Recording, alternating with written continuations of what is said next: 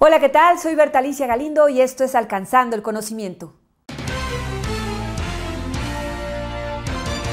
Dan a conocer a los ganadores de los Premios Nacionales de Ciencias. Científico de la UNAM en la lista de los investigadores más destacados del 2017. Este año, violento para el periodismo en México. La ciencia a la baja con Donald Trump. Cumbre One Planet, impulso a la lucha contra el cambio climático. Reforma educativa, el debate continúa. Chile prohíbe el uso de bolsas de plástico. Esto y más hoy en Alcanzando el Conocimiento. Las Secretarías de Cultura y de Educación Pública dieron a conocer a los ganadores de los Premios Nacionales en Ciencias y en Artes 2017. En Ciencias Físico-Matemáticas y Naturales, el premio fue para María Elena Álvarez Bulla Roses, quien se ha especializado en el estudio de las variedades nativas del maíz. Un premio que realmente ha llamado mucho la atención porque, muchísimos grupos de biotecnología que están, en otra parte de las investigaciones, están aliados con otro tipo de empresas, con semillas transgénicas y demás, pues no han dejado siempre de llamarle activista, pero pues en esta ocasión recibe este galardón del gobierno federal. Pues muchas felicidades a Elena Álvarez Bulla. Y en la categoría de Tecnología, Innovación y Diseño, el jurado eligió a Emilio Sacristán Roch por sus contribuciones al desarrollo tecnológico en el campo de la ingeniería biomédica. El premio será entregado por el presidente de la República en 2018. Pues felicidades a los dos. Y la revista Nature nombra a científico mexicano como uno de los más destacados del 2017. Dio a conocer a los 10 científicos más destacados del 2017 y entre ellos está el mexicano Víctor Cruz Atienza. Víctor Cruz Atienza es investigador del Instituto de Geofísica de la UNAM y ha publicado diversos artículos sobre el comportamiento de los sismos en la cuenca del Valle de México. Nature destacó la labor de Cruz Atienza que tuvo durante los terremotos del 7 y 19 de septiembre de este año. Y otro año violento para los periodistas. La organización Reporteros Sin Fronteras dio a conocer que en 2017 fueron asesinados 65 periodistas. Reporteros Sin Fronteras informó que México es el país sin guerra más peligroso para ejercer el periodismo y ocupa el segundo lugar de este reporte con 12 periodistas asesinados. Hasta ahora, ninguno de estos casos ha sido resuelto por las autoridades. Esta impunidad permite que, además de las muertes violentas, pues decenas de compañeros sufran amenazas, intimidaciones, robos y agresiones físicas para impedir el ejercicio de su profesión.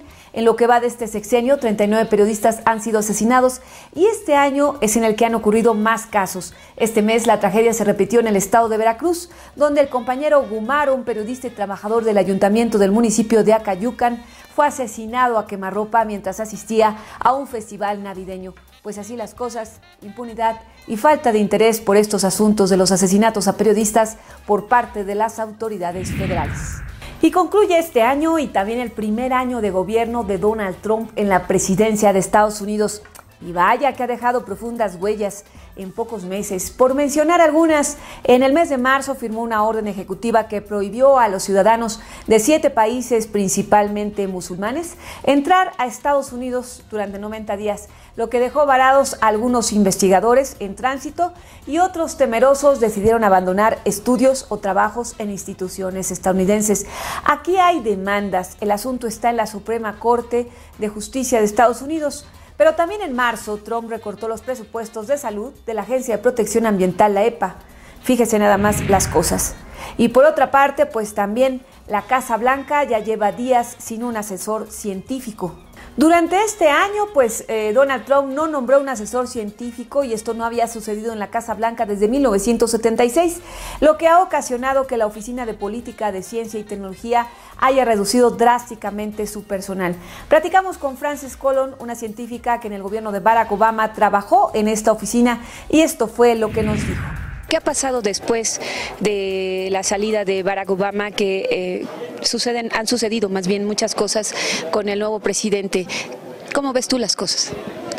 Creo que diría que en cuanto a el aparato científico a nivel de gobierno, estamos muy mal, estamos pasando por un periodo donde las cosas no funcionan muy bien, donde se ha debilitado bastante la toma de decisiones en, por ejemplo, la Agencia de Asuntos Ambientales.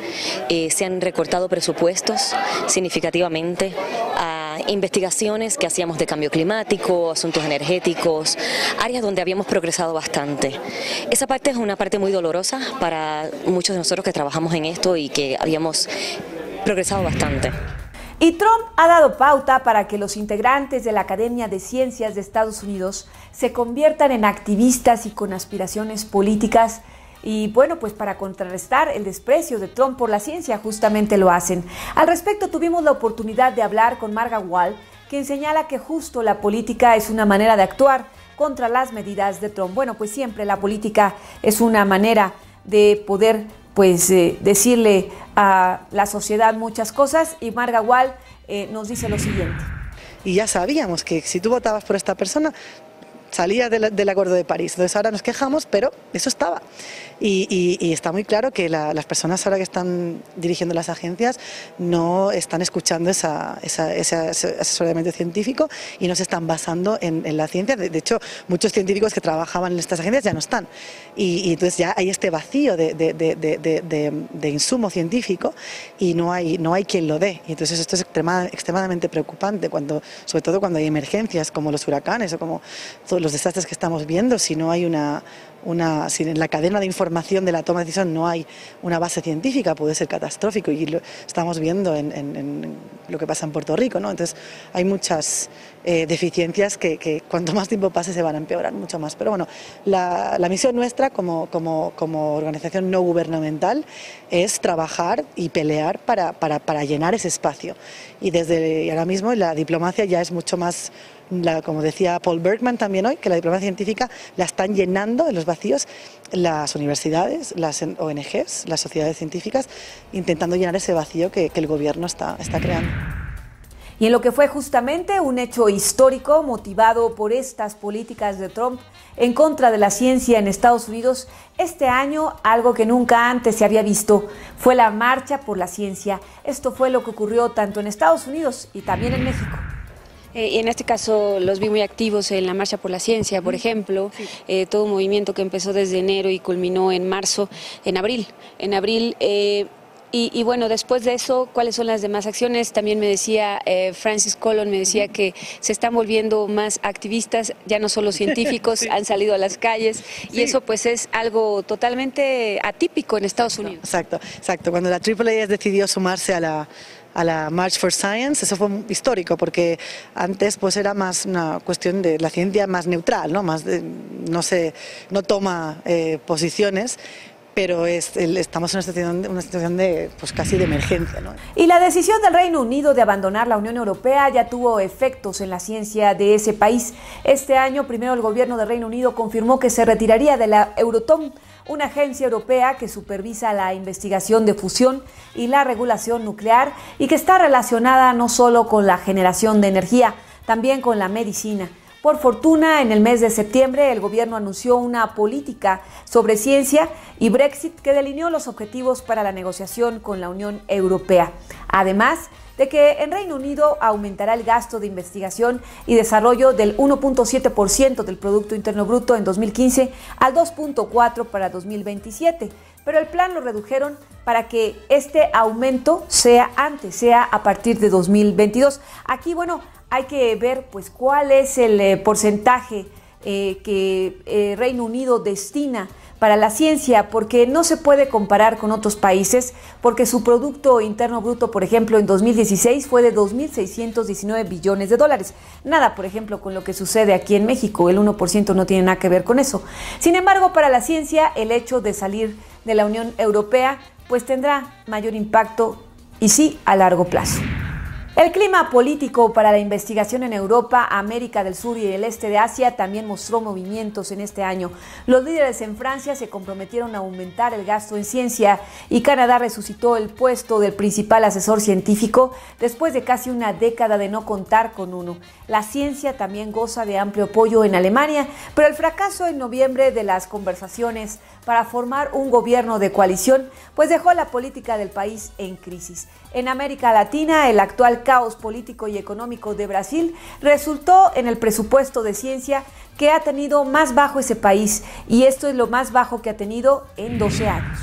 Por su parte, científicos de Japón pues ya también están muy preocupados y nerviosos de que haya estancamiento en los fondos de investigación y esto pudiera socavar el futuro de las investigaciones en el país, a pesar del impulso continuo del gobierno para la innovación. Y hablando precisamente de innovación, el presidente de China prometió transformar a su país en una nación de innovadores. El gobierno introdujo políticas en medicina clínica para agilizar el proceso de aprobación de nuevos medicamentos y también sanciones severas, incluida la prisión, para las personas que presenten datos falsos de ensayos clínicos. Bueno, pues ya y se imaginarán que la piratería, pues también, la piratería china también está ahí. Y antes de que acabara este año, hubo una reunión por demás trascendente para la política científica y para la política ambientalista en el mundo, y esto sucedió en la cumbre One Planet, donde el presidente de Francia, Emmanuel Macron, convocó a líderes mundiales para fortalecer los acuerdos de París con acciones pues más concretas, en particular el financiero, porque reducir las emisiones de CO2 tiene un costo, y aquí pues de las cosas más espectaculares fue que el Banco Mundial anunció que dejará de financiar proyectos de petróleo y gas a partir de 2019, un cambio drástico sin duda, en otros años impensable, solo será una excepción con los países muy pobres. Estamos perdiendo la batalla, no hay que engañarse. Estamos pasándola muy bien, todo es formidable porque nos reunimos, hay mucha gente que se aprecia o que se conoce y puede parecer un buen momento, pero estamos perdiendo la batalla. Entonces, los que estaban antes que nosotros podían decir no lo sabíamos, y es verdad, pero desde hace al menos 20 años sabemos y cada vez sabemos un poco más.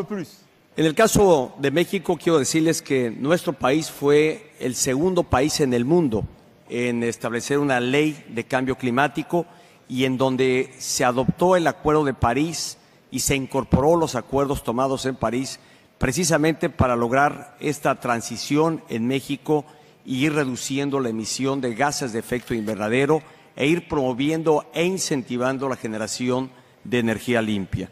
Hemos multiplicado por 3 las áreas naturales protegidas que apenas existían hace 5 años. Hoy tenemos 91 millones de hectáreas protegidas. Hemos eliminado los subsidios de combustibles fósiles que en 2013 representaban 8,000 millones de dólares. Quiero compartirles que el próximo año, en 2018, iniciaremos la fase piloto del mercado de carbono, que será el primero en su tipo en toda América Latina. Bueno, y en este contexto, la política de México se ha visto también en la necesidad de dar un giro y voltear a la política verde. En los últimos meses, el gobierno mexicano ha impulsado diferentes proyectos que van en pro de la biodiversidad. Este giro debe tener varias causas, pero sin duda la llegada de Donald Trump a la presidencia de Estados Unidos y su desprecio al medio ambiente, pues sin duda tiene mucho que ver. Lo que sí es que, pues ojalá que esta importancia sea real para el gobierno mexicano y las autoridades y se hagan políticas públicas, sobre todo a largo plazo, bueno, casi blindadas, y no solamente quede en el discurso. El CONACYT dio a conocer que no habrá crecimiento en infraestructura para 2018.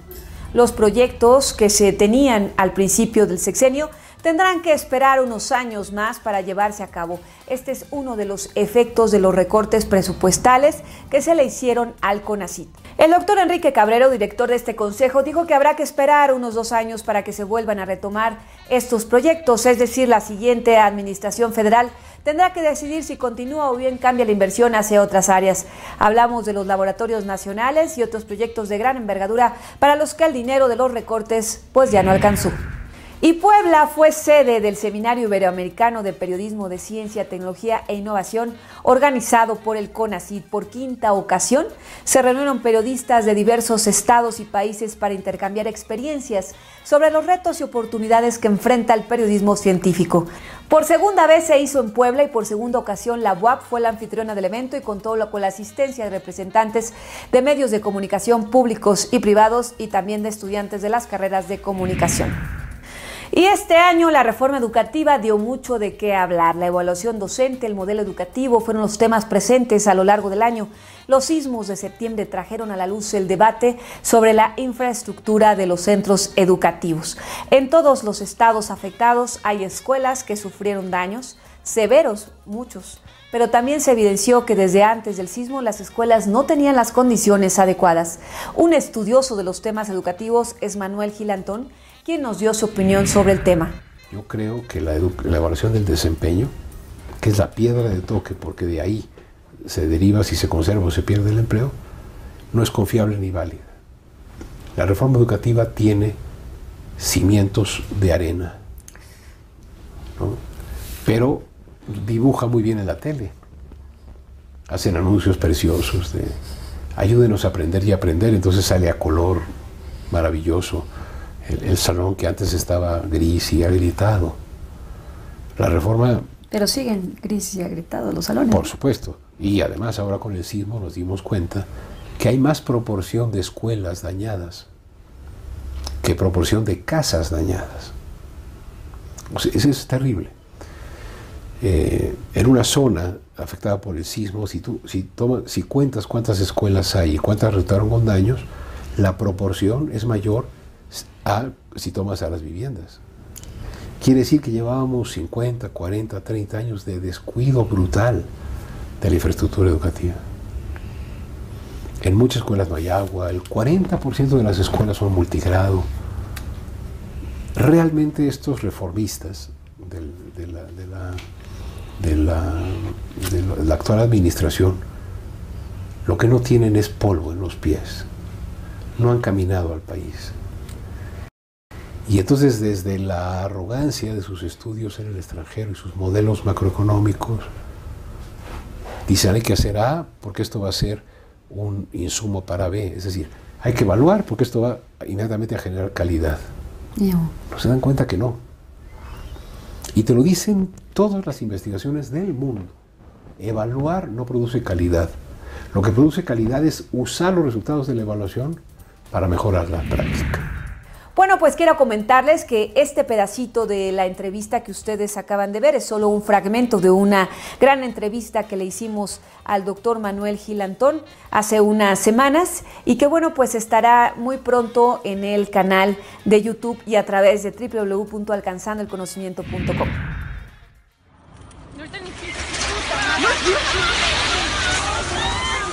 Y volviendo al tema de los sismos, pues estos sismos del 7 y 19 de septiembre es toda una tragedia, sin duda quedará registrada en la memoria de los habitantes de todos los estados afectados, que pues muchos perdieron a sus familiares, sus bienes y su patrimonio. Los eventos de septiembre perdurarán en la memoria por la solidaridad que se dio por parte de cientos de voluntarios que salieron a las calles a apoyar en las labores de rescate y de las decenas de personas que llevaron sus donativos a los centros de acopio, pues para ayuda a los damnificados. Por el contrario, la muerte de los niños que se encontraban en el colegio Repsamen y la de los estudiantes del TEC de Monterrey dejaron ver que la ignorancia y la negligencia al momento de construir una estructura pueden provocar la muerte de personas inocentes. El mismo caso es el de las personas que murieron en los edificios de Álvaro Obregón 286 y en Bolívar y Chimalpopoca, en donde las personas que se encontraban adentro al momento de los sismos no tuvieron ni siquiera una oportunidad para salir. Aunque fue un evento natural, el derrumbe de varios edificios evidenció que hubo corrupción a todos los niveles. Los edificios se derrumbaron porque no se aplicaron con rigor las normas de construcción. Y bueno, pues luego estos edificios nuevos quedaron inservibles. Se hicieron modificaciones para aumentar el número de pisos de un edificio sin tomar en cuenta el cambio en la estructura. En fin, los sismos fueron un recordatorio de que no se puede bajar la guardia porque México se ubica en una zona sísmica y estos eventos van a ocurrir de nuevo. ¿Cuándo? No lo sabemos. Pero sí sabemos en dónde tiembla y es posible prevenir sus efectos y consecuencias aplicando la ingeniería, la tecnología y la ciencia para tener estructuras que resistan un movimiento telúrico intenso y sobre todo que esto permita salvar vidas. De veras que septiembre sin duda fue un mes de luto nacional para todos los mexicanos y pues que sin duda los que pudimos ayudar, pudimos informar, pudimos hacer algo, fue poco comparado con lo que se necesitaba. Y pues ahora esperamos que realmente las autoridades tengan el rigor necesario y la autoridad necesaria para demoler cuanto edificio esté en malas condiciones, aunque pues sus dueños no estuvieran de acuerdo. Y hace unos días se llevó a cabo la International Business Night en las instalaciones del Nova Hub México. En este evento, organizado por la Frentech, se dieron a conocer los apoyos que hay por parte del gobierno francés para que las empresas mexicanas reciban financiamiento y puedan expandirse a Francia. Aquí estuvieron representantes de INADEM, de Business France y de Banco BP France. Volví en México hace 3 años y descubrí un México completamente diferente, completamente renovado, completamente cambiado. La dependencia de Estados Unidos se había reducido de mitad, la influencia de la Unión Europea y de Francia se había incrementado mucho. Y sobre todo descubrí un nuevo espíritu, como una especie de mutación, de migración económica de un país dependiente de los hidrocarburos 20 años antes, de la manufactura, de los pedidos de Estados Unidos, a un país que por fin se interesó por su creatividad, su innovación y sus talentos. Nova Hub, la empresa anfitriona del evento, dio a conocer que en breve se publicarán las bases de un concurso para que los emprendedores mexicanos tengan apoyo económico y puedan desarrollarse en Francia. Les mantendremos informados acerca de los detalles. Y el jefe de gobierno Miguel Ángel Mancera entregó el premio Berto Castillo de la Ciudad de México 2017 por una ciudad con ciencia a Laurival Domingos Pozani Postay, investigador del Instituto de Biotecnología de la UNAM, quien a lo largo de 43 años se ha dedicado a investigar y a desarrollar antivenenos para picaduras de alacrán, un desarrollo científico que ha salvado la vida de cientos de personas, tanto en México como en todo el mundo.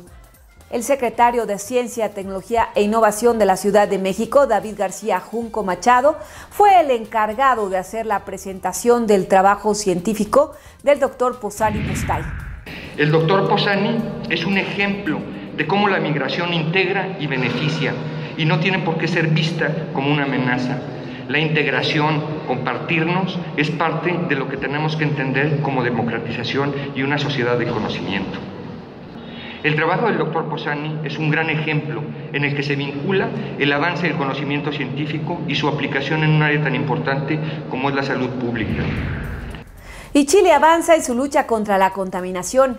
La presidenta Bachelet firmó un decreto que prohíbe el uso de bolsas de plástico por parte del comercio en las 102 comunas costeras de Chile. La reducción de residuos plásticos arrojados al mar es una tarea que solo vamos a sacar adelante si todos cambiamos nuestros comportamientos y lo hacemos en toda la cadena: producción, consumo, comercio, manejo de residuos, fiscalización y, por supuesto, muy importante, educación. Con esta acción se evitará que toneladas de bolsas de plástico lleguen al mar, lo que está provocando la muerte de miles de especies por estrangulamiento o porque confunden estos restos con alimentos. Y este fin de año recibimos de la librería del Fondo de Cultura Económica un paquete de libros y aquí les damos estas recomendaciones, pues por si quieren leer algunas cosas. Miren, son de la colección Ciencia para Todos y déjenme decirles que hay títulos muy interesantes. Les recomendamos La hormiga de fuego invicta de Carlos Blanco. Es un libro donde el autor nos acerca a la biología y a la ecología de esta especie invasora. La hormiga roja, pues que por décadas pues ha intentado desaparecer el hombre, pero no ha tenido éxito porque es dañina tanto para el ser humano por las picaduras, daña cosechas, es casi como una plaga. Y bueno, pues de alguna forma Carlos Blanco en este libro nos dice cómo podemos convivir con esta hormiga, que es un enemigo que llegó para quedarse. También les recomendamos este libro que si quieren comenzar la aventura por el saber de la ciencia, seguramente es un buen principio y se llama El origen de la ciencia, una antología de la ciencia para todos y trae capítulos cortos que sin duda son interesantes, por ejemplo, sobre el universo, los sismos, la crisis, también la crisis ambiental, el cáncer y bueno, pues el hombre moderno, desde cómo comenzó el hombre moderno hasta nuestra época, en fin. Es una antología de diferentes artículos muy breves de diferentes investigadores y pues es realmente muy interesante. Pues ya nos vamos, no me queda más que desearle lo mejor para estas fiestas navideñas y por supuesto mis mejores deseos para este 2018. Mucho trabajo, mucha salud, mucho amor, mucha unidad con sus seres queridos. Recuerden que pues el próximo año ya es año de campañas electorales y la cosa está ya efervescente a estas alturas. Bueno, pues si tienen algún tiempo libre en estas vacaciones, no se olviden de los libros del Fondo de Cultura Económica, pero también de darle clic a www.alcanzandoelconocimiento.com y ahí puede ver todos nuestros contenidos. Soy Berta Alicia Galindo. Hasta el próximo año.